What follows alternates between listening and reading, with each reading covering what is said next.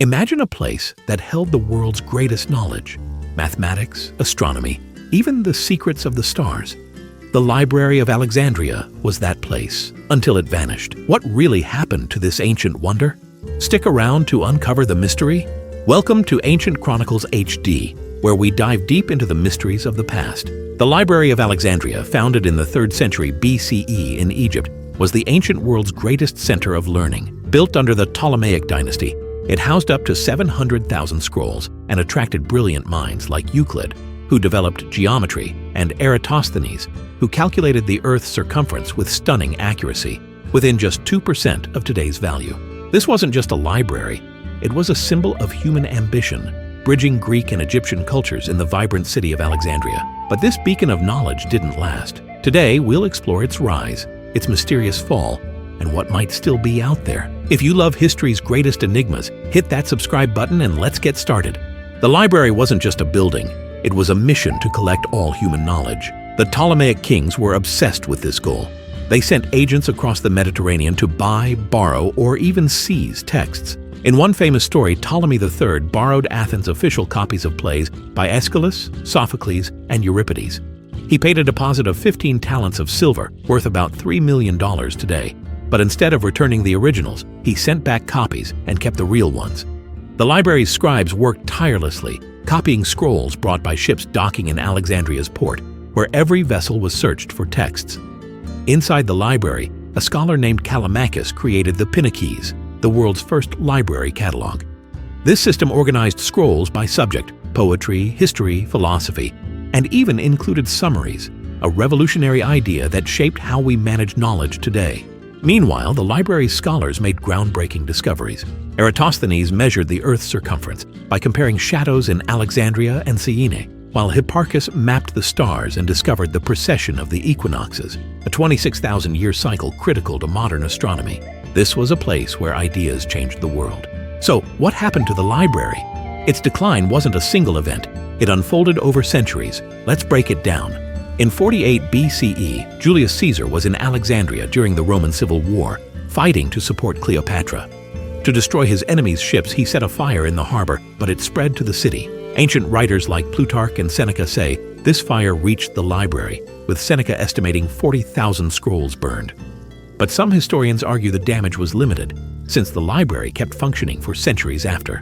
Fast forward to 272 CE, Emperor Aurelian's campaign against Queen Zenobia of Palmyra brought more destruction to Alexandria. The Bruchion quarter, where the library stood, was heavily damaged, likely causing further losses. Then, in 391 CE, Emperor Theodosius III banned pagan practices across the Roman Empire. A Christian mob led by Bishop Theophilus destroyed the Serapeum, a sister library to the main one. Some believe this event marked the end of the library's legacy, though evidence is murky. One story you might have heard, that Caliph Umar burned the library in 642 CE after the Arab conquest, is a myth. It comes from a 13th century chronicler, but there's no contemporary evidence to support it, and historians like Bernard Lewis have debunked it. The real story is less dramatic but more tragic. The library likely faded through neglect, budget cuts, and repeated conflicts until it was gone by the 4th century CE. What did we lose when the library disappeared? The numbers are staggering, possibly hundreds of thousands of scrolls, including works we'll never know. We might have lost Aristotle's second book of Poetics, which could have revealed more about ancient storytelling. Early scientific theories like Aristarchus of Samos's heliocentric model, centuries before Copernicus, might have been stored there. Countless plays, histories, and philosophies are gone forever. But there's a glimmer of hope. Some scrolls may have been copied and spread across the ancient world.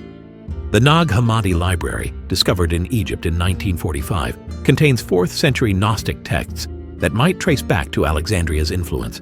Even more exciting, the Villa of the Papyri in Herculaneum, buried by Mount Vesuvius in 79 CE, holds hundreds of carbonized scrolls.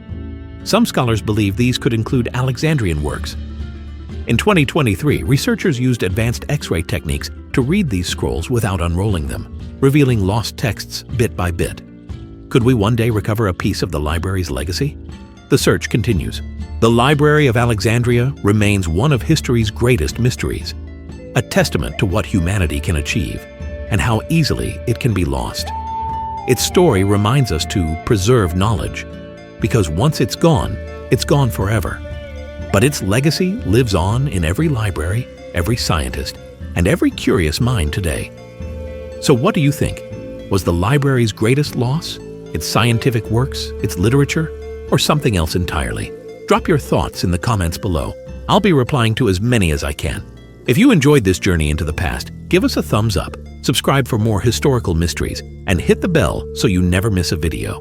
Let's keep exploring history together on Ancient Chronicles HD. See you in the next mystery.